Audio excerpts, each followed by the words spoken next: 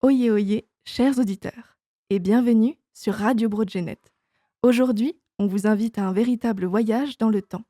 J'ai le plaisir de recevoir deux membres de l'association Cinéhisto Productions, un collectif passionné qui fait revivre l'histoire à travers le 7e art. Avec nous au micro, Corentin Cogent-Letout, réalisateur et président de l'association, et Roxane Sanson, costumière sur leur nouveau projet.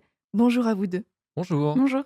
Alors, Corentin, ce n'est pas ta première visite dans nos studios, donc tu connais sûrement cette question par cœur maintenant. Mais est-ce que pour les auditeurs qui vous découvrent aujourd'hui, est-ce que tu pourrais nous refaire un petit rappel et nous expliquer ce qu'est exactement Cinéhisto?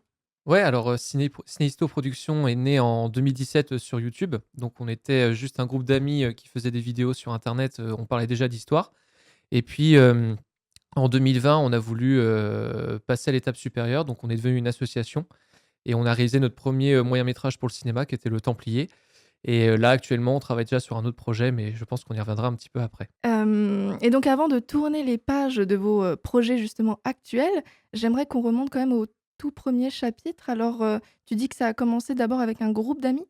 Oui, c'est ça. Alors, on était tous originaires du pays de Pontivy. On était tous, plus ou moins passionnés par l'histoire et le cinéma et on s'est dit: «Pourquoi on n'essaierait pas de lier les 2 dans des créations, pour YouTube et cetera?» Donc on a fait des petites émissions, pour commencer qui étaient pas top. Avec le recul, c'était pas dingue, mais on s'est pas découragé. On a continué à faire, pas mal de petites productions par-ci par-là et ensuite on a fait notre premier er court-métrage, c'était en 2018, donc c'était l'époque où j'avais moins de cheveux blancs déjà. Ça s'appelait, «L'exode de la peste».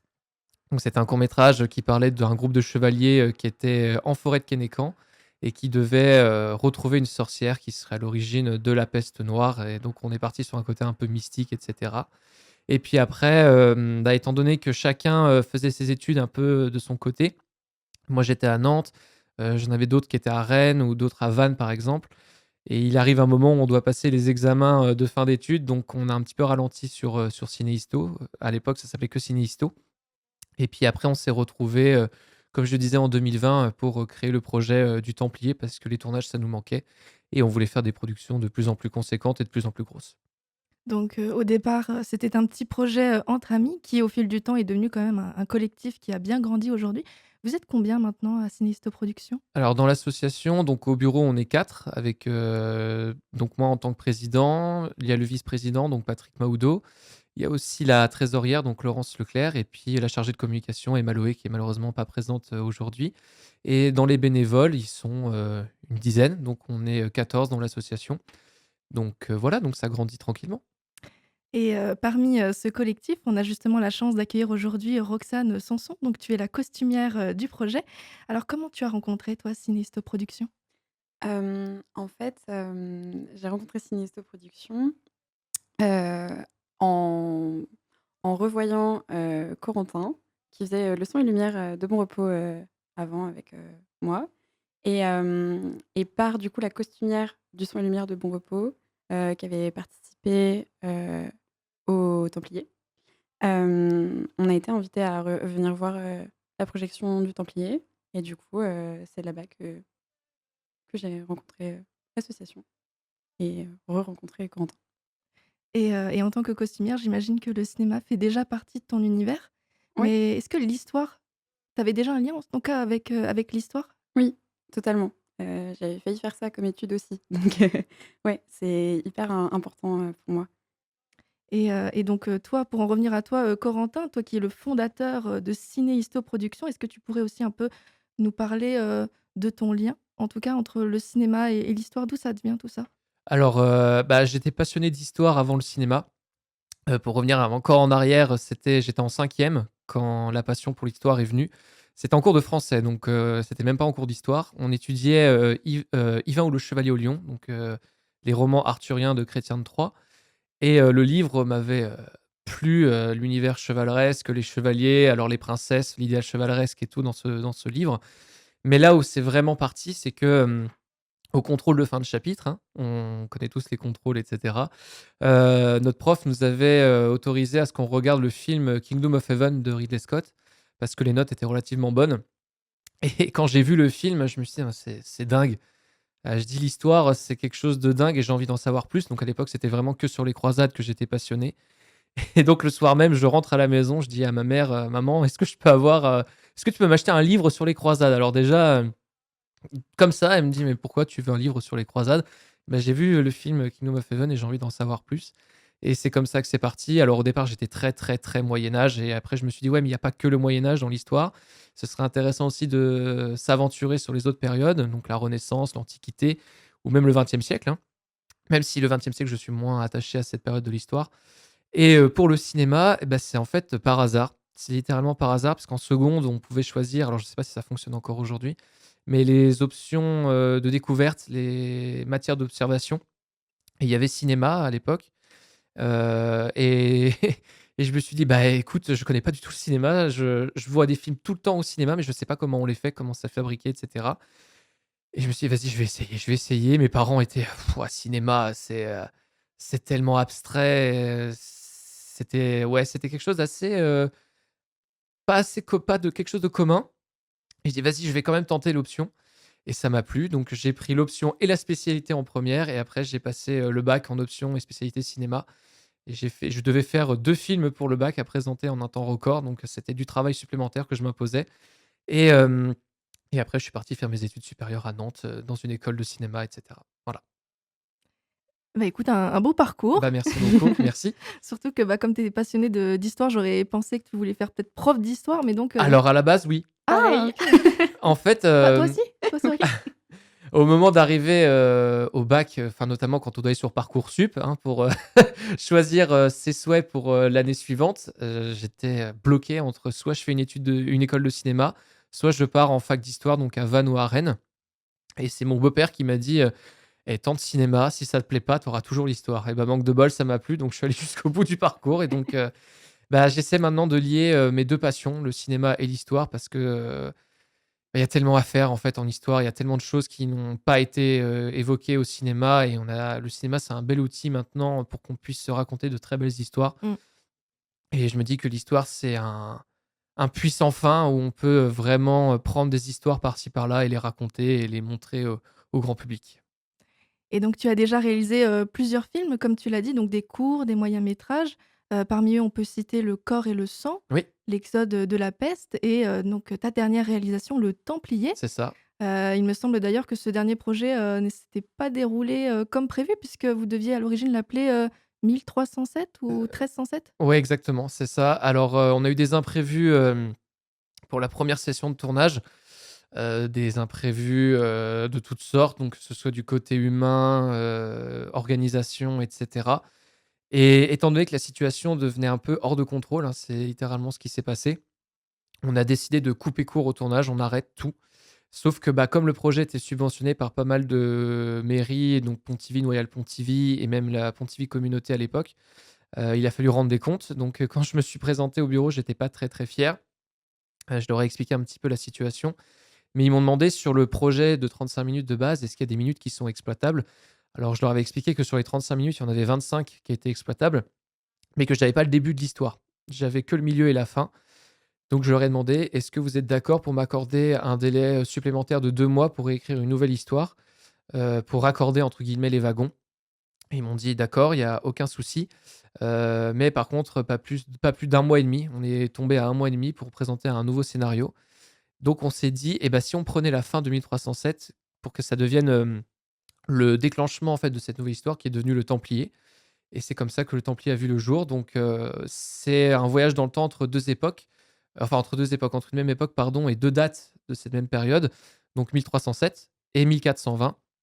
Alors pourquoi 1420? Parce que c'était le retour de la guerre de Cent Ans et on trouvait intéressant que ces 2 thématiques se répondent, puisqu'en fait 1307 c'est la fin des Templiers et on s'est dit, bah, justement, s'il y avait des descendants qui avaient survécu, aux Templiers, qu'est-ce qu'eux auraient, à raconter? Quel serait leur témoignage, de d'1 ou 2 générations avant?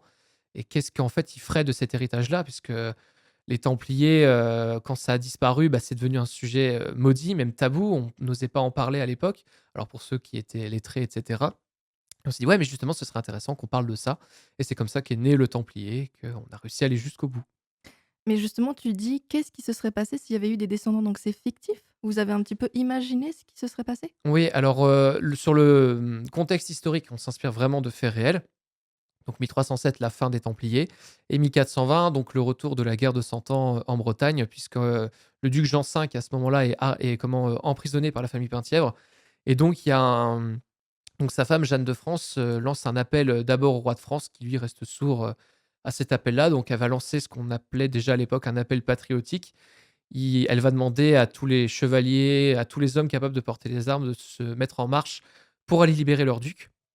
Donc c'est vraiment ces 2 périodes ces 2 faits-là, pardon et après, le personnage de Hugo, l'histoire des Templiers qui ont survécu, là, pour le coup, c'est vraiment fictif. Mais on peut se permettre parce que, bah, c'est une époque qui est beaucoup plus lointaine. On a des écrits, on sait comment on vivait à l'époque, comment on s'habillait et cetera. Mais il y a des pages manquantes. Donc on s'est dit: «Eh, on profite de faire de la fiction, on profite de faire du cinéma, donc allons-y, on assume le côté, fictionnel jusqu'au bout». Soit. Voilà. OK, mais donc vous avez, rencontré, quelques embûches, mais Oui, vous les avez donc surmontées, oui. ce qui vous a d'ailleurs permis de remporter un trophée, le trophée de la vie locale en Oui. 2024, donc déjà bravo pour ça. Bah, merci beaucoup parce que merci, parce qu'on est vraiment revenu de très, très loin et d'avoir, reçu cette première re ce premier trophée, pardon. Bah, c'était quelque chose de dingue. Alors on n'a pas fini premier, mais on a quand même fini deuxième. Mais c'est quand même pas rien et c'est très encourageant pour la suite. C'est pas mal déjà Mmh, 2e, hein, merci. et en plus de ça, ce film a été diffusé, donc dans plusieurs salles. Il a connu un joli succès, notamment auprès de tes, collègues du Puy du Fou, car oui, Ouais. tu n'es pas seulement réalisateur. Non, je Voilà. travaille aussi au Puy du Mmh, Fou, oui. voilà, tu travailles aussi au Puy du Fou en tant que comédien, un lieu où justement l'histoire est assez, omniprésente. Oui, oui, oui, Alors Encore? alors, bah, oui, au Puy du Fou, donc moi, ça fait 6 ans que j'y travaille là. Donc je travaille au Dernier Panache, donc c'est un spectacle qui relate l'histoire du général Charette, donc François Athanase Charette de la Contrée, qui a été un général vendéen pendant la guerre de Vendée.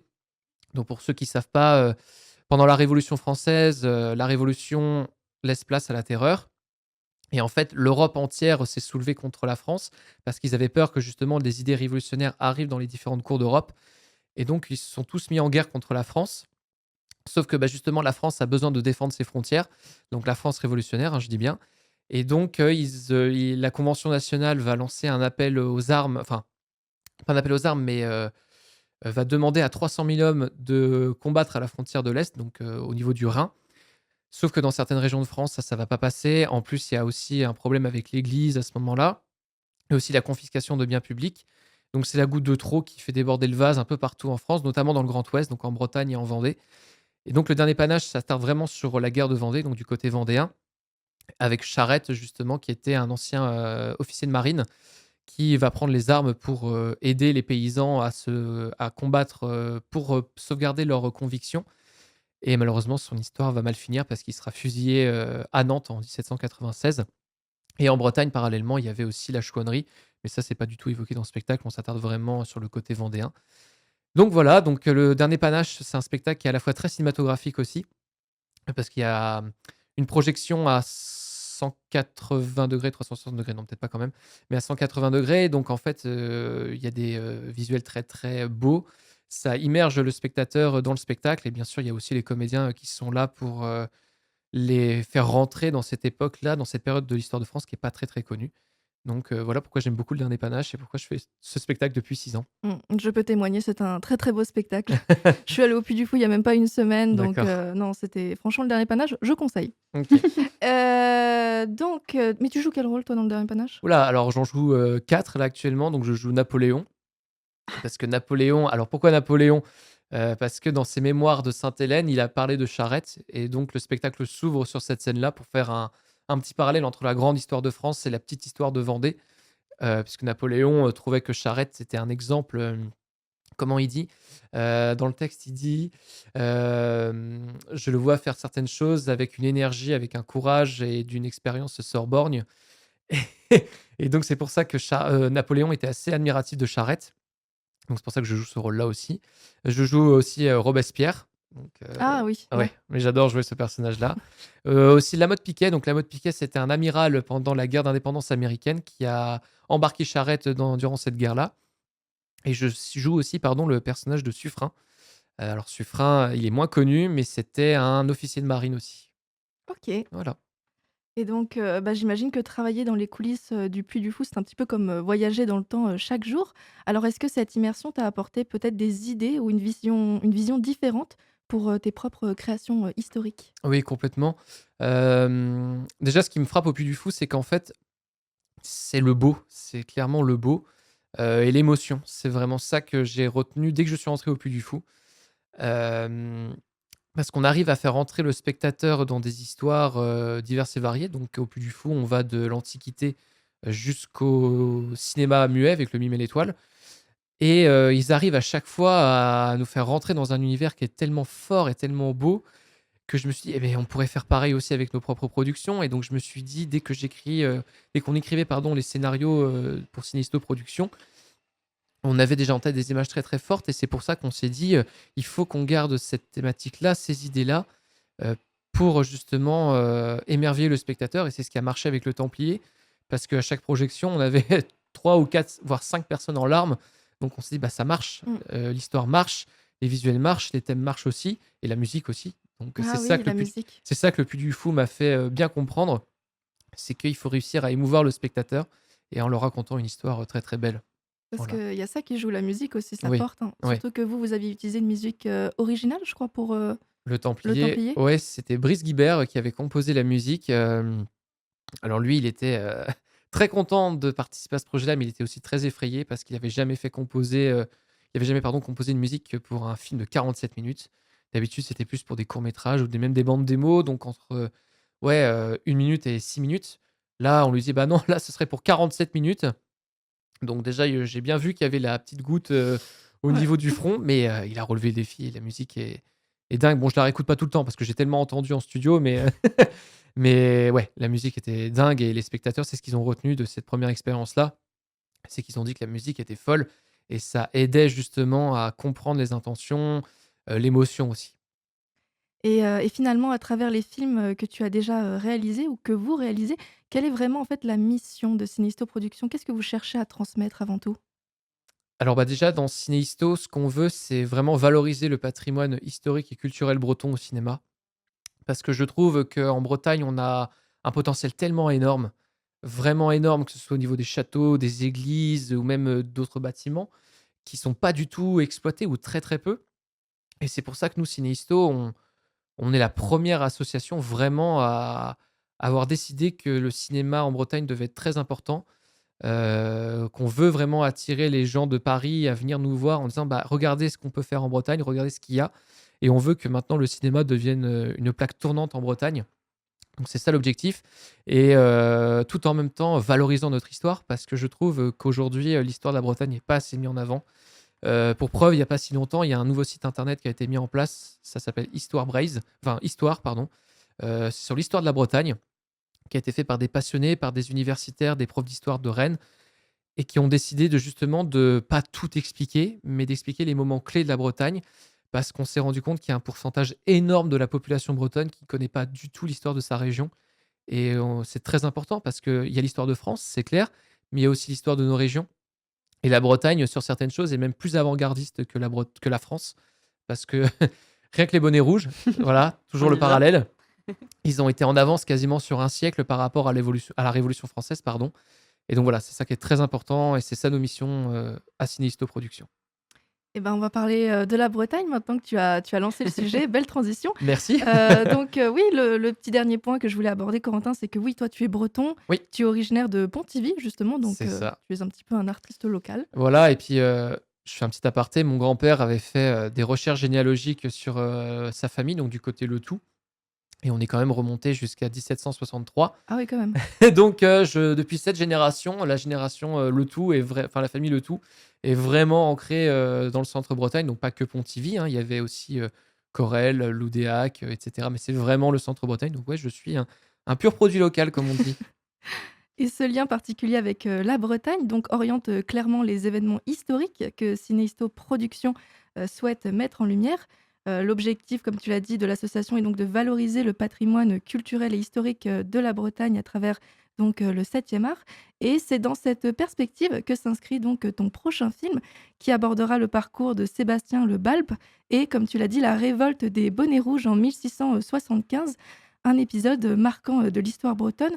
Alors Sébastien Le Balp, c'est une figure, historique, un peu moins connue du grand public. Oui. Alors est-ce que tu pourrais brièvement peut-être nous en parler, nous dire qui il était? Alors, Sébastien Le Bal, donc c'est un fils de meunier. Il est né à Kerglof en 1639. Donc Kerglof, pour ceux qui ne savent pas, c'est près de Carhaix. Donc son père, travaillait dans un moulin. Sauf que Sébastien était quelqu'un de très, très intelligent pour, sa situation sociale. Il a été remarqué par le marquis de Pleumeuk, si je dis pas de bêtises, qui était le marquis, qui possédait les terres de Kerglof et il a décidé de lui donner l'instruction en lui payant ses études de notaire. Donc il est parti, à Nantes, quand il avait 18 ans à peu près et il est revenu, il est devenu, notaire royal de sa juridiction, donc du pays de Carhaix et il s'est mis au service de la famille des Montgaillard, donc qui était au château de Timeur et sauf qu'en fait, il y a une histoire qui est un petit peu trouble en 1669. C'est que, Sébastien Le Balp, en fait, a été accusé d'avoir, volé dans les caisses pour le compte de la famille de Timeur. Alors on ne sait toujours pas si c'est vrai ou pas aujourd'hui. Mais il s'avère qu'en 1673, les nobles s'en sont sortis, mais Mmh. lui non. Donc il a été arrêté et mis en prison à Morlaix pendant une année et ensuite il a été transféré à la prison de Carhaix en 1675, enfin 1674 et il a été libéré début 1675. Sauf que, bah, 1675, il y a les émeutes qui commencent à gronder, notamment à Rennes, Nantes, Guingamp et cetera, donc les grandes villes. Parce qu'en fait, il y a de nouveaux impôts qui sont mis en place et la Bretagne est extrêmement pauvre à ce moment-là. Alors économiquement parlant, elle s'en sort bien puisqu'il y a beaucoup de bâtiments qui sont construits à cette époque-là. Sauf que la population rurale est très, très pauvre. Elles sont écrasées par les impôts. Surtout que la noblesse bretonne, à cette époque, est très, très friande de mettre en place de nouveaux impôts pour s'enrichir de plus en plus. Et donc, en fait, c'est stop. Les Bretons décident de dire non à ces nouveaux impôts. Donc, c'est d'abord les Nantais et les Rennais qui se soulèvent contre les bureaux de tabac, contre le papier timbré, parce que c'est quelque chose qui coûte très cher. Ça augmente d'un sou à 40 sous. Enfin, c'est exorbitant en termes de prix. Et donc, la révolte citadine est relativement matée. Sauf que, bah, justement, l'étincelle de la révolte va gagner les campagnes, donc notamment la Basse-Bretagne. Et Sébastien Le Balp a lui aussi été victime de ce système-là. Donc, il va d'abord être un fauteur de troubles, il va attiser les cœurs, comme on peut dire. Et en fait, les gens vont se soulever, vont se rallier à lui. Et donc, c'est à partir du mois d'avril pour les villes que débute la révolte des bonnets rouges. Et au mois de juin, en Basse-Bretagne, que la révolte citadine éclate. D'accord. Mm. Bon, bah, moi, à titre personnel, je dois avouer que je ne connaissais pas Ok. Sébastien Le Balp, avant de découvrir, votre projet. Alors, elle est venue comment cette idée? Est-ce que vous étiez déjà familier avec l'histoire ou est-ce que vous l'avez découverte un petit peu au fil de vos recherches peut-être? Bah, Roxane et moi, on connaissait déjà le personnage de Sébastien Le Balp avec Bon Repos, hein. Je Ouais. pense que Roxane, tu me contrediras pas pour ça. Et à Bon Repos, il y avait une scène très, très forte, c'est qu'en fait, on a tous les bonnets rouges qui sont, armés de faux, Mmh. de torches et Ouais. cetera et il y a le décret, donc ce qu'on appelle le code paysan. Donc c'était un document, officiel et avant-gardiste justement, ce je reviens là-dessus, parce qu'en fait, les bonnets rouges avaient écrit leurs idées justement dans un code paysan et c'est Sébastien Le Balp qui l'a rédigé et les historiens sont d'accord pour dire que c'est, en fait, l'ancêtre des cahiers de doléances de 1789 et donc nous, Sébastien Le Balb, on connaissait son histoire, mais très, très vaguement. On sait qu'il a été chef des bonnets rouges, Ouais. qu'il a été assassiné très, très vite et qu'après il y a eu une répression, des troupes royales assez sanglante, vis-à-vis Ouais. de la population locale. Pour preuve, à Bon Repos, il y a quand même une scène de pendu. Ouais, de pendaison. Mmh. Voilà et à l'époque alors, il y avait même aussi une scène, durant cette scène de répression, il y avait un bonnet rouge qui était accroché à une croix et qui était fouetté devant le public. C'était assez sanglant. Bon, Ah ouais, quand même. ils se sont un peu calmés par rapport à Oui. ça. Ils ont juste gardé la scène de pendaison, ce qui est quand même pas rien. Donc c'est comme ça qu'on connaissait Sébastien Le Balp et je me suis dit: «Ouais, mais Sébastien Le Balp, c'est quand même un personnage hyper, intéressant à développer, pardon et que ça n'a jamais été fait». Il est très romantique dans le sens où je dis: «C'est un personnage romantique, c'est un personnage tragique». C'est quelqu'un qui se bat, qui protège les faibles contre le fort, donc c'est le pot de terre contre le pot de fer. C'est, la personne qui va faire en sorte que les agneaux deviennent des lions, qui vont se soulever, sans relâche et cetera. Bon, ça finira mal et je trouvais que c'était un personnage de dingue Mmh mh. et ça a jamais été fait. alors pourquoi pas? Surtout que maintenant, on a besoin vraiment de s'identifier à des figures fortes de nos régions, encore plus aujourd'hui. Et on s'est dit, pardon, quand j'ai invité les autres personnes à me rejoindre sur le projet, dont Roxane, il faut qu'on fasse Sébastien Le Balp parce que c'est vraiment dingue son histoire. Je sais pas ce que tu en penses, Roxane, Ouais, ouais, mais c'était chouette. Bah, cet été quand tu étais revenue pour faire un des spectacles, ah oui. bah, justement, tu faisais Bonnet rouge et c'est une scène qui rallie pas mal de gens pendant le son et lumière quand on est figurant et du coup, j'étais totalement d'accord, Ouais, sur donc ça. ça dans ce que dit Roxane, ça montre encore que les bonnets rouges, c'est quelque chose, bah, pour les Bretons qui est hyper important, qui est très, très fort. Bon, on garde en tête l'image des bonnets rouges de 2013, hein, quand c'était les manifestations, anti-taxes pour les camions. D'accord. Mais bon, les bonnets rouges, c'est pas ça à la base. C'est plus vieux, mais c'est plus conséquent parce que là, ça a vraiment touché, toute la région et ça a touché quasiment toutes les classes sociales. C'était très long comme explication. Non, pas du tout, c'était intéressant. Merci C'était beaucoup. absolument pas long. Mais surtout jusqu'à présent donc, comme tu l'as dit tout à l'heure, la plupart de vos projets, se situaient plutôt autour du Moyen Âge. Oui. Avec celui-ci, on change complètement de décor, on plonge quand même au XVIIe siècle. Alors, est-ce que ce changement de période, ça représente un défi pour vous? Alors oui, sur plein de choses. Mmh. Pardon, excusez-moi. Oh, pas de souci, je t'en prie, ce sera coupé, OK, t'inquiète pas. j'ai un petit rototo, pardon. C'est pas grave, on l'a pas entendu. OK. Donc oui, comme tu disais, changement, d'époque parce que le Moyen Âge, on faisait ça depuis 2017 et en fait, en soi, on en avait un petit peu marre de faire tout le temps la même époque. On avait l'impression de se répéter, sans cesse. Donc c'est pour ça qu'on s'est dit: «Le Templier, c'est notre moyen de dire au revoir, hein, pendant un temps à cette époque-là». On y reviendra peut-être, dans quelques années, on verra bien. Et donc oui, le XVIIe siècle, c'est complètement différent parce que déjà le paysage change complètement, Mmh. que ce soit au niveau des châteaux. Ouais. Les châteaux, là, en plus, au niveau, je dis oui, les châteaux, c'est un peu comme ça pousse un peu partout, un peu comme des champignons. On veut, chaque noble a son château. Alors je passe de la Bretagne, hein, je pense aussi bien sûr à Versailles avec Louis XIV, Ouais. parce que c'est quand même l'époque où Versailles est justement rénové, par le roi Soleil. Mais aussi l'explosion de la musique classique avec le baroque et cetera. Il y a la mode aussi au niveau Mmh mh. des nobles, des bourgeois. Alors pour les paysans, non, hein. Même si les paysans avaient quand même des costumes très colorés, à Ouais. l'époque. Mais je pense que Roxane sera beaucoup plus calée que moi pour parler de ça.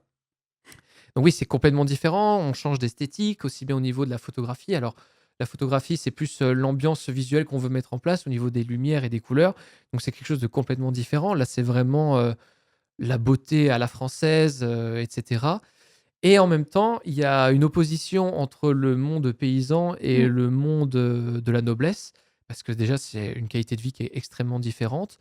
Les personnes nobles sont plus aisées que les paysans et donc ça, c'est un enjeu de taille, mais c'est ce qui nous fait, vibrer. Je sais pas ce que tu en penses, Roxane? Oui, totalement et c'est super intéressant parce que, du coup, il y a une vraie distinction entre les 2 mondes, d'un point de vue des classes sociales et ça se remarque au niveau des costumes, mais de manière générale, on peut remarquer même encore aujourd'hui, dans l'histoire que dans le monde rural, les choses avancent un petit peu plus lentement, au niveau de la mode ou autre et hem et des outils, tout ça ça avance toujours plus vite, en ville ou dans des sphères plus aisées et ça se remarque aussi pas mal dans les costumes et du coup, c'est vrai qu'à chaque fois pour tout ce qui est costume paysan, il y a pas un grand changement. C'est assez subtil, mais voilà, on trouve des choses, voilà pour avoir fouillé dans les archives et tout, c'était très, très intéressant parce qu'en fait, il y a pas trop d'archives, enfin déjà bretonnes et même dans les costumes, dans tout ce qui est livre de costumes, en fait, il y a beaucoup de choses sur des tenues du coup, bah, plus, roi soleil, plus mondaines, très, très chargées et il y a pas grand-chose sur tout ce qui est paysan. Du coup, faut vraiment gratter et c'est tout aussi intéressant et surtout pour les bonnets rouges, en fait, ce qui était assez intéressant, c'est qu'en fouillant, j'ai trouvé, qu'en fait, en fonction des différents pays bretons et des villages, tout ça, en fait, c'était pas des bonnets rouges, c'était Ah! pas la même couleur. On a des C'est-à-dire? bonnets plutôt noirs, violets, verts, beaucoup de bleu. Ah, d'accord. Ouais et du coup, c'est pas mal intéressant et ça permet de voilà, j'ai quand même essayé de chercher, même si c'est très dur de trouver, des choses, sur, tout ce qui est, histoire bretonne, en termes de vêtements, surtout paysans, quoi. Attends, c'est super intéressant. Tu dis que les bonnets rouges, du coup, ça varie, mais ça varie en fonction des régions? Ah, Le en fonction, en Bretagne, des pays bretons, et des villages, par exemple, mmh, en Finistère, enfin, c'est pas les mêmes couleurs qu'à Carhaix où on c'est bonnet rouge, mais c'est pas forcément que le bonnet, ça c'est plus, d'autres tissus, ah, OK. ouais, de couleurs, ouais. On pourrait se demander pourquoi le rouge a prédominé, du coup? Parce que, Révolte. en fait, donc Roxane a dit qu'il y avait aussi les bonnets bleus, donc ils étaient plus dans le Morbihan. Eux, ils étaient plus du côté de Concarneau. Mmh mh. Donc leur chef, c'était Laurent Lequéot. Sauf que lui, il est moins connu parce que, il a moins de hauts faits à son actif, tandis que Sébastien Lebalp, lui, ça a été le premier chef vraiment à coordonner son armée, de bonnets rouges. Il avait quand même 6 000 hommes, avec lui Ouais. et au pic de la révolte, ils étaient quasiment 30 000, rien que les bonnets rouges. Donc c'est pour ça qu'en fait, c'est là le nom de bonnet rouge qui est resté parce que c'est eux qui ont, bah, fait Mmh avancer mh. les choses plus vite, mais c'est eux qui étaient le plus efficaces, durant cette révolte. OK. Mmh. Ouais. Oh, c'est super intéressant. Tu vois, je savais pas pour le coup. Ouais, Bon, je ouais. connaissais déjà pas l'histoire, donc c'est sûr que chaque info est nouveau pour moi.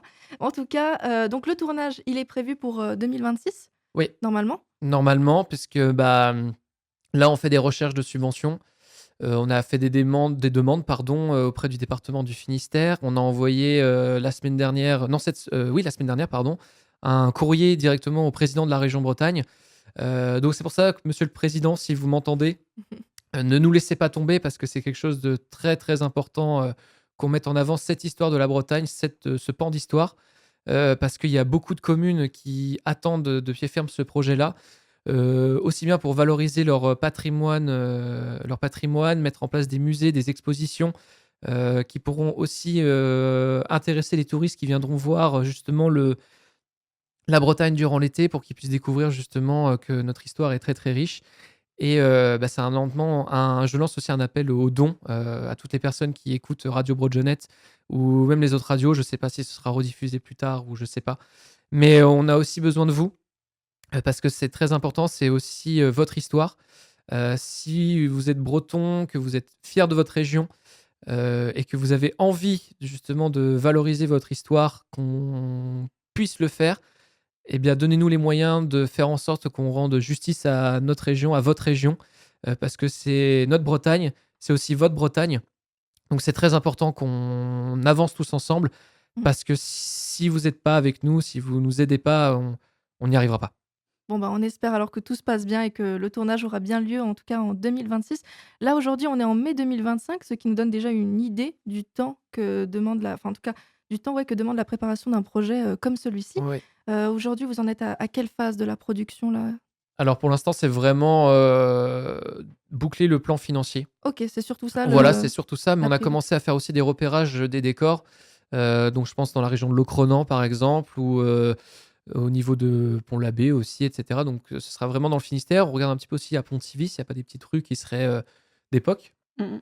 Donc c'est un petit peu plus compliqué Mmh. parce que les villes ont bien évolué avec le temps, heureusement d'ailleurs. Mais voilà, donc on avance, mais on veut boucler d'abord la partie, budgétaire avant de se lancer, à tête perdue dans la partie artistique et technique.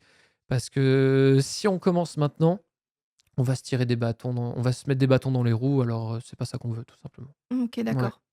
Et donc dans un projet comme le vôtre, on imagine aussi qu'il y a un énorme travail de recherche historique, comme tu l'as dit, Roxane, hein. Mmh. Étudier justement les costumes, ça fait partie, du travail.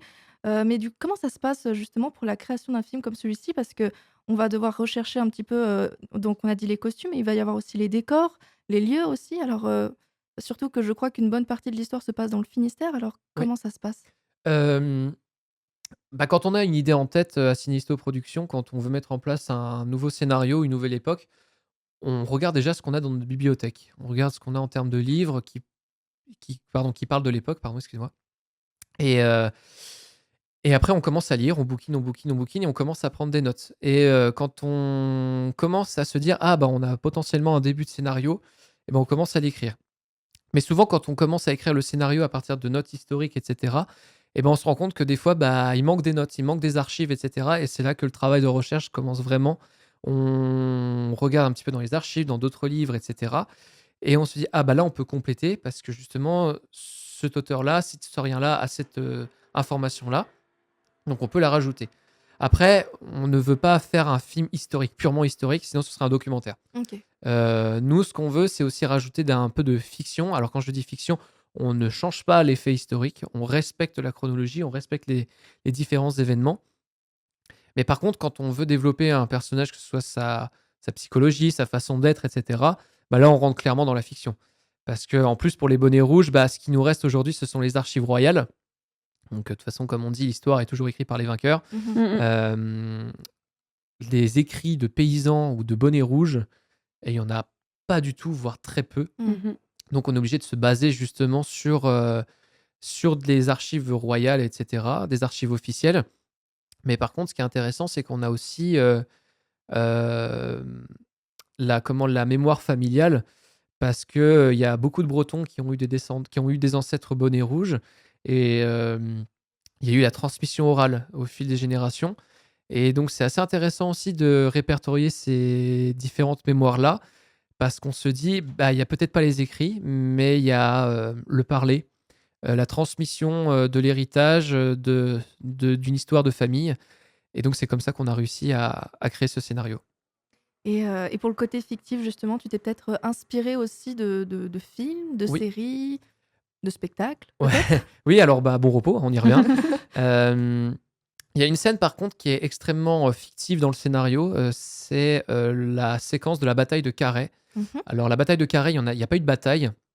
C'est une grosse escarmouche par contre entre ce qu'on appelle la, les, je perds le mot, excusez-moi, en fait, les forces bourgeoises. En fait, à l'époque, les bourgeois pouvaient rentrer dans l'armée, faire leur service, civique, si on peut dire ça comme ça, faire leur service militaire et être au service, en fait, d'un duc, ou d'un seigneur pour protéger, une ville ou faire en sorte que l'ordre règne. Et à Carhaix, en fait, Sébastien Le Balp est monté avec, beaucoup de bonnets rouges pour aller, mettre à sac, en fait, un bureau d'impôts et un bureau de tabac, et en fait la milice bourgeoise, voilà, j'ai retrouvé le Ouais. mot, a fait barrage devant ces bâtiments-là, et donc il y a eu un affrontement, sans précédent. Alors ça a duré que pas quelques minutes, mais une petite heure. Nous, on veut, amplifier un peu le truc, dans le sens où on veut montrer: «Ah oui, mais là, c'est quand même un combat féroce, on va jusqu'au bout». Les bonnets rouges, quitte à en mourir, ils vont jusqu'au bout, et la milice bourgeoise y va aussi. Donc là, c'est vraiment la partie très, très fictionnelle, du scénario. Mais c'est tout, OK, c'est tout. d'accord. OK. Sinon le reste, on suit vraiment méthodiquement l'histoire, mais là, on s'est dit: «Eh, c'est le moment de faire une bonne séquence de bataille, donc on y va». On y va jusqu'au bout. C'est ça. Ouais. OK, en fait, si j'avais posé cette question, c'est parce que j'ai lu votre script, du coup, que tu m'avais envoyé.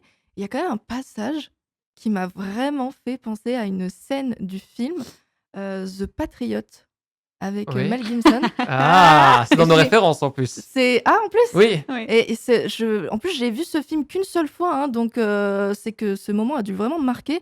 C'est, le passage, de la petite fille qui n'accorde pas un mot à son père, Oui. et qui l'appelle pile au moment où il part à cheval, et je me suis dit: «Mais il y a cet extrait dans le film!» Je suis allée vérifier pour être sûre, j'étais pas folle, et je trouvais vraiment le moment assez similaire. Alors est-ce que lui, il était voulu pour le coup? Oui, complètement, parce que, bah, The Patriot, alors c'est pendant la Révolution américaine, donc ça a Ouais, rien à d'accord. voir. Mais, moi, c'est un film que j'adore. Je sais pas si tu l'as vu, Roxane? Ouais, tu m'en as déjà parlé plusieurs fois, c'est pour ça que j'ai tiqué quand tu as dit, Tu l'as vu ou pas? ah non, je crois que je l'ai pas vu. Ah, tu Ah, il faut faut faire le tes Des voir. devoirs, fais extraits. tes devoirs. Non, je plaisante. Hem, non, et puis The Patriot, moi, c'est un film que j'adore. C'est un film que j'adore, et cette scène justement où, la petite fille va rejoindre Mel Gibson, je la trouvais très, très forte. Moi, c'est la scène qui me fait pleurer à chaque fois quand Mmh, je mmh regarde mh. le film, et je me suis dit: «Bah, Sébastien Loeb, c'est un peu pareil. Il quitte sa famille pour aller défendre d'autres familles», Mmh mh. et je me suis dit: «Bah, allez, c'est un plaisir coupable, et si on refaisait pas la même scène, mais du côté de Sébastien Le Balp?» Donc ouais, c'est un petit plaisir, coupable, mais enfin, ça marche quand on relit la scène à chaque fois. Moi, ça me fait pleurer, quoi. Donc oui, oui, c'est clairement inspiré de The Patriot. Je m'en doutais. Je voulais être sûre, je voulais avoir l'affirmation parce que ça m'a vraiment marquée. C'est une toute petite scène, hein, Oui, Surtout que, Oui, comme oui. je t'ai dit, le film, je l'ai vu qu'une fois, donc ça a dû me marquer, je pense. Ouais. Mais bon. Donc on imagine quand même qu'un projet, d'une telle envergure, donc comme tu l'as dit, ça demande énormément de temps, ça demande, beaucoup d'énergie et comme tu l'as dit aussi un certain budget. Alors, tu as fait un petit appel aux dons, mais alors, concrètement, comment est-ce qu'ils peuvent vous aider? Où est-ce qu'ils peuvent, en tout cas se rendre pour vous aider financièrement? Alors, bah, déjà, ils peuvent nous rejoindre sur la cagnotte Hello Asso qui s'appelle le BALP, tout simplement. Donc la cagnotte, elle est mise en ligne depuis début avril. On a récolté, actuellement plus de 1 100 €, si je dis pas de À peu bêtises. près, ouais. Donc c'est déjà bien pour démarrer, mais c'est pas Mmh. encore suffisant. Donc Mmh. c'est pour ça qu'on lance un appel aux dons. C'est très, très important pour qu'on puisse faire ce projet. Mais s'ils veulent, ce que je peux comprendre, c'est que, si vous n'avez pas envie de donner tout de suite, vous pouvez nous rejoindre sur nos réseaux sociaux, où on vous présente le projet dans le moindre détail. Donc que ce soit sur Instagram, sur Facebook, sur YouTube, sur TikTok, si vous voulez aussi et aussi sur LinkedIn. S'il y a des professionnels ou des particuliers plus expérimentés ou plus professionnels qui veulent découvrir aussi notre production et ben ils sont les bienvenus. Donc les réseaux sociaux et notre cagnotte Hello Asso s'ils veulent nous retrouver. OK et bah, et en plus, il me semble que les dates que tu avais choisies pour le lancement de la cagnotte, ont quand même une forte symbolique, si je ne m'abuse? Oui, on l'a lancé le 3 avril. Ouais. Donc pourquoi le 3 avril? Bah, parce qu'en fait, c'est le premier soulèvement, citadin, contre le papier timbré et contre, les bureaux de tabac, donc c'était à Rennes. Ouais. Rennes d'abord, oui, et on termine le 12 octobre. Alors pourquoi le 12 octobre? Parce qu'en fait, c'est la date du procès, du corps de Sébastien Le Bal. Puisque ce qu'on n'a pas expliqué, c'est que Sébastien Le Bal a été assassiné, en septembre 1675. Il a été enterré, il a eu des funérailles, et cetera. Sauf que les troupes royales et la justice royale n'en avaient pas fini avec lui. Donc ils ont décidé de déterrer le corps et de Ouais. faire un procès au corps, alors que le cadavre était bien en décomposition, ça devait être sympa. Mmh mh. D'accord. Et à la suite du procès, ils l'ont cloué sur une roue, exposé le corps pendant plusieurs jours, et ensuite le corps a été récupéré par la famille et de nouveau enterré. Ouais. Oh, c'est de l'acharnement à ce niveau-là Là, quand pour le même, coup, hein, ouais. c'est spécial, hein? Oui. Bon, OK, soit Ouais. il y aura cette scène dans le film ou? Non, non, non, non, non, non, non, non, non, non. C'est familial. Vous me rassurez quand même. Oh, familial, ça saigne un peu de temps en temps quand Justement. même. Ouais. Et pour celles et ceux qui souhaitent justement s'impliquer, autrement, notamment peut-être en tant que bénévole, comment est-ce qu'ils peuvent, vous rejoindre? Roxane, si tu veux dire? Bah, ah! Tu me fais paniquer. Vas-y. Comment ça, pour être bénévole? S'ils veulent, ou même pas forcément, ouais, s'ils veulent être bénévoles, ils peuvent. Ou alors, s'ils veulent, adhérer à l'association ou faire un don, tout simplement, Ouais. comme ça. Bah, il y a les réseaux sociaux, et sinon, il y a le forum, Oui, des associations, voilà, donc Pontivy. on fait le forum des associations aussi de Pontivy, donc ça va être la deuxième édition pour nous. Donc là, ce forum, ça va vraiment être de présenter le projet et s'ils veulent aussi faire un don pour, soutenir l'association, nous soutenir dans tous nos projets. Voilà. Surtout bah, en fait, quand je parlais de bénévole parce Oui, que, quand même la réalisation de ton film, j'imagine, nécessitera que beaucoup de figurants à oui. ce moment-là. Donc, peut-être que vous aurez peut-être besoin de volontaires pour, Ah oui, oui, oui, bien sûr. apparaître? Bien sûr. Alors pour les techniciens et les comédiens, ce sont des personnes professionnelles, hein, Mmh. issues du milieu du cinéma qui ont déjà un savoir-faire. Mais par contre, pour ce qui est de la figuration, effectivement, on va lancer un appel à toutes les personnes qui ont envie de participer à ce projet-là. Alors bien sûr, des personnes du coin où on va tourner. Ce sera plus simple pour qu'ils puissent venir sur le plateau. Mais oui, oui, bien sûr, s'il y a des gens qui ont déjà envie d'être figurants, donc si vous êtes dans la région de Locronan, Pont-l'Abbé, et cetera, et que vous avez envie d'être figurant, avec grand plaisir qu'on vous accueillera. Mais bon, c'est trop tôt avant qu'on répertorie tout le monde, Mmh. mais ce sera avec grand plaisir parce que vous participerez aussi à la mise en avant de cette histoire. Et justement, côté casting, est-ce que vous savez un petit peu qui donnera vie à Sébastien Le Bal? Est-ce que vous avez déjà une petite idée ou alors, c'est encore, en recherche? C'est toujours en recherche. On n'a pas lancé les castings, Ah, mais on regarde un petit peu, Mmh. qui serait, potentiellement le meilleur candidat, pour jouer Sébastien. Sachant qu'en plus, il y a une contrainte supplémentaire, La c'est langue? qu'il doit parler breton. mmh Seulement ça? Juste Heu, monter à cheval, ah voilà. faire de l'escrime, Oui d'accord, donc voilà. quand même Formation. certaines conditions, hein. Oui, voilà. Mais je suis pas inquiet, je sais que les comédiens quand ils surtout, ce qu'on a noté avec Le Templier, c'est que les comédiens adorent tourner dans des films d'époque parce que ça les fait sortir complètement de ce qu'ils ont l'habitude de faire donc c'est ça qui leur plaît et donc quand on leur dit: «Bah, ce serait bien que tu fasses un petit peu, d'équitation ou d'escrime» et c'est là qu'ils se donnent à 1000. Ils s'entraînent avant les Ouais. répétitions donc c'est quelque chose qui nous fait pas peur, surtout si le projet leur plaît. Bon, bah, si parmi nos auditeurs, nous avons quelqu'un qui voilà, sait parler breton, sait monter à cheval, pratiquer l'escrime, voilà, des choses que nous faisons évidemment dans la vie de tous les jours, n'hésitez pas voilà, à vous présenter C'est pour ça. les futurs castings. Mais toujours pour rester un petit peu dans le sujet du casting, même si je sais que ce n'est pas à l'ordre du jour, Oui. il y a quand même un visage qu'on retrouve souvent dans tes films, notamment depuis tes tout débuts au lycée. Je parle de Patrick Mahoudeau, qui incarnait justement le rôle principal dans Le Templier. Alors, est-ce que on peut s'attendre à le revoir dans ce nouveau projet? Je sais pas. Ah, Je sais pas du tu tout. sais pas encore? Non, je sais pas. OK, Non. je suis très déçue de cette réponse. Ah. Et mais toi justement, parce que maintenant on le sait que tu es comédien, alors, est-ce que tu vas, rester uniquement derrière la caméra ou est-ce que tu penses aussi apparaître aussi à l'écran? Que tu vas commencer à apprendre le breton, monter à cheval et prendre Voilà. quelques cours d'escrime Ouais, avec? alors, l'escrime, j'ai une petite base. En équitation, c'est pareil. Non, je ferai une petite apparition. Ce serait plus Ouais. simple pour faire les costumes. Comme, comme Peter Jackson dans Le Seigneur des Anneaux, il apparaît à des endroits improbables. Bah, je pense que je vais faire pareil. Ça peut être rigolo. Ouais, le réalisateur comme ça fera un petit jeu pour, les Oui, fans, voilà. c'est ça, oui, Trouver un clairement. petit peu, où il apparaît. C'est ça. Ou même pour les figurants comme ça: «Ah, on tourne avec L'Oréal, c'est cool, il est avec Oui, nous». Corentin. Et d'ailleurs, il me semble que derrière, en tout cas, tout ce projet, il y a un objectif, final de plus grande envergure. Oui. Alors, est-ce que tu peux nous en parler? Oui, bien sûr. Quand j'ai présenté le projet à différents réalisateurs, donc que ce soit sur les tournages de Secrets d'Histoire, que ce soit aussi, eh bien, au Puy du Fou. Bon, après le Puy du Fou, ils ont aussi leur propre projet, donc ils ont juste donné leur avis sur ce projet-là. Mais je me suis plus tourné vers d'autres réalisateurs. Je pense à Benjamin Lerère, par exemple, qui est réalisateur pour Secrets d'Histoire. Je lui ai parlé du projet, aussi j'en ai parlé avec Vincent Mottez. Alors Vincent Mottez, il a bossé aussi beaucoup pour Secrets d'Histoire. Maintenant, il bosse plus à la radio, pardon. Mais quand je leur ai parlé du projet, alors ils ont pas lu le scénario, mais quand je leur ai expliqué, je leur ai fait un petit synopsis rapide, bah, ils ont dit: «Bah, il y a matière à faire quelque chose aussi bien sur le court que sur le long». Donc ils m'ont dit: «Si tu veux te lancer ensuite dans l'aventure d'en faire un long métrage, il faut que ce soit une version courte qui soit hyper qualitative, aussi bien au niveau technique, artistique, tout. Faut que tout soit maîtrisé de A à Z et qu'ensuite, eh, monte à Paris, frappe aux portes, va chez Canal+, va chez Gaumont, et présente-leur le projet». Et ils ont dit: «Je suis sûr que tu trouveras quelqu'un qui aura envie de parler cette histoire-là», parce que les films d'époque, ça plaît de plus en plus dans le cinéma français. Très récemment, on peut Ouais. citer Les Trois Mousquetaires avec François Civil, Le Comte de Monte Ouais. Cristo avec Pierre Ninet. Hem, Là, il y a actuellement d'autres films d'époque qui sont en prépa, je crois, il me semble. Je suis pas sûr, hein. Mais même encore avant, on avait aussi Germinal avec Renaud. On a eu aussi, bah non, j'ai plus d'exemple, mais c'est déjà très bien.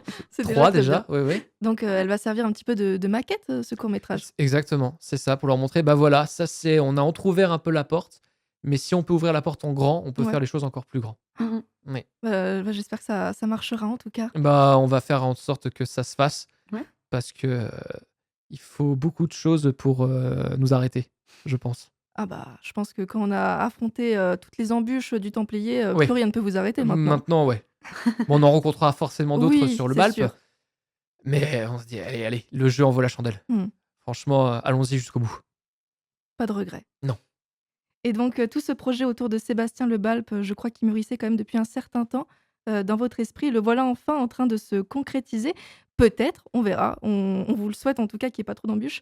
Mais, j'imagine que ce ne sera pas le dernier de vos projets, loin de là. Alors est-ce que vous avez déjà peut-être une autre page de l'histoire en tête que vous aimeriez faire vivre à l'écran, une fois celui-ci, terminé? Pourquoi tu me regardes comme ça? Bah, parce que Ouais, alors, c'est des petites idées encore dans des tiroirs, hein, vraiment, moi j'aimerais bien, faut qu'on retourne au Moyen Âge là du coup, ce serait sur Alain Barbetorte.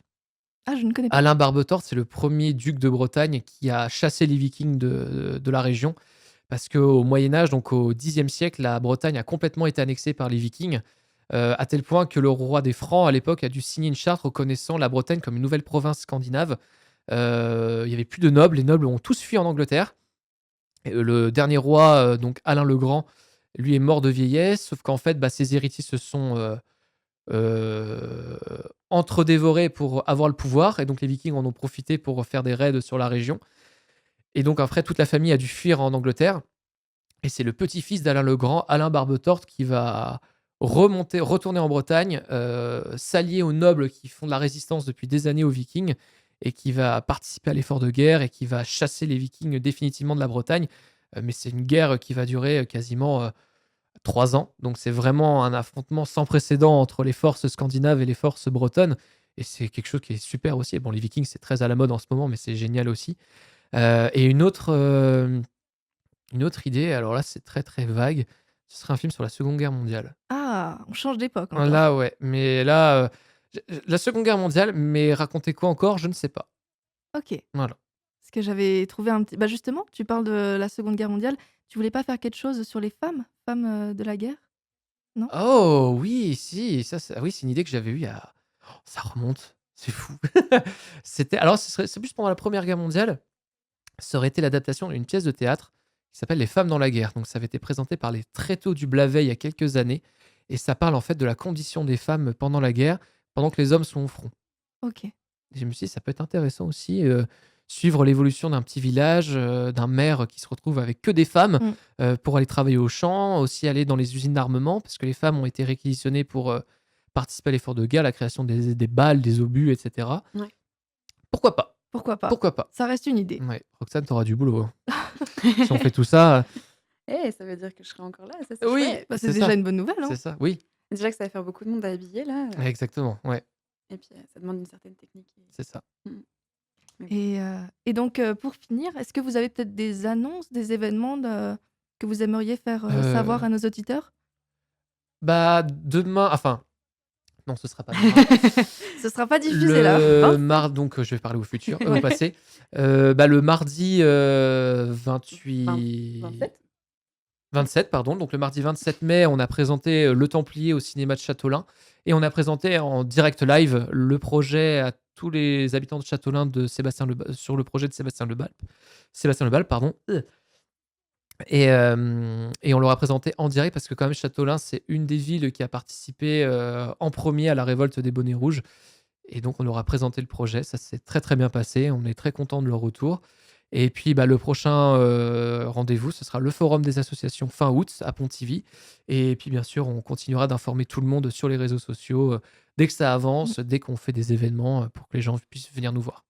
Et justement, si on veut suivre l'aventure de ce film et de vos prochains projets, alors où est-ce qu'on peut vous retrouver? On peut vous retrouver sur, Instagram? Oui, alors vous pouvez nous retrouver sur les réseaux sociaux, donc sur Facebook, Instagram, TikTok, donc à Cinéisto Productions, sur LinkedIn aussi, Cinéisto Productions, et bien évidemment sur la cagnotte Hello Asso.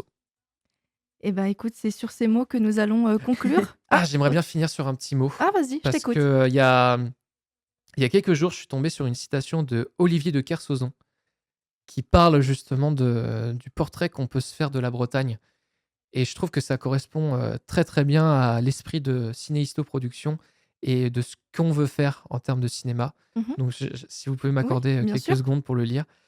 Alors donc c'est Olivier de Kersauzon qui parle. Il dit: «Le pays est trop grand pour qu'on puisse le décrire. L'émotion est trop forte pour qu'il puisse en parler. C'est juste quelque chose qui ressemble à une complainte et qui pourtant n'en est pas. C'est un hymne. On y met de la force, on y met du cœur. Braise au Marbro, ma bro, ma Bretagne. C'est pas là, mais c'est ma Bretagne. En breton, le texte est souvent difficile à comprendre. Mais si on a la chance d'écouter le rythme, derrière tout cela, la force, l'amour immense, fort et pudique, violent et discret, tout en même temps. Incompréhensible et merveilleux.» Bravo. Moi, j'en ai des frissons. Eh ben, écoute, c'est sur ces belles paroles Merci. que nous allons conclure. Corentin, Cogent-le-Tour, Roxane Sanson, un grand merci à vous 2 d'être venus. On vous Merci à souhaite, vous. Merci à toi. mais je vous en prie. On vous souhaite le meilleur pour le tournage à venir et tout le succès que mérite un projet aussi ambitieux. D'ici là, nous veillerons à suivre de près l'évolution de cette, épopée, bretonne et on espère vous retrouver très bientôt pour tourner la prochaine page de votre histoire. Merci Kenavo. beaucoup. Merci Kenavo. beaucoup.